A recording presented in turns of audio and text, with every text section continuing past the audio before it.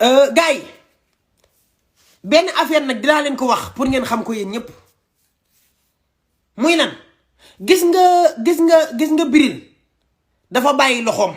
yaa ngi dégg dafa bàyyi loxoom xam nga fan la bàyyi loxoom Marichou mi mu bàyyi Marichou benn moo gën a saf Dieyna moo ko gën a neex gën koo neex ay tuñ dàq ko xoolal position bi mu taxawee xoolal wengalu bii gisoo ko ni mu moolee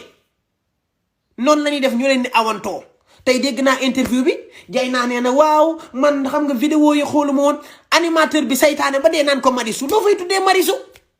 bàyyi ko moom mi ngi ci yoonam bàyyi ko mu doxal amul problème man Marichou du ma ne caga nga gisuma la ngay kattante ndax man aw ma sa vidéo benn yoon laa ma sa das sa kaw mooy ba nga demee màggalu Touba yéeg ca kaw di sinam naan man la Marichou booba da nga ñëw ma dëgg sa ndey nga jëlee fa la soo defaatoo ko noonu la demee mais du ma ne caga nga du ma ne da ngay kattante xaw ma vidéo yi dëgg la xaw ma vidéo yi di dëgg gisuma dara ci yow mais boo gisee ma teg sa photo dama lay wax ne la Bril dafa bàyyi loxoom yow yaa gën a saf mënoon na laa téye yow di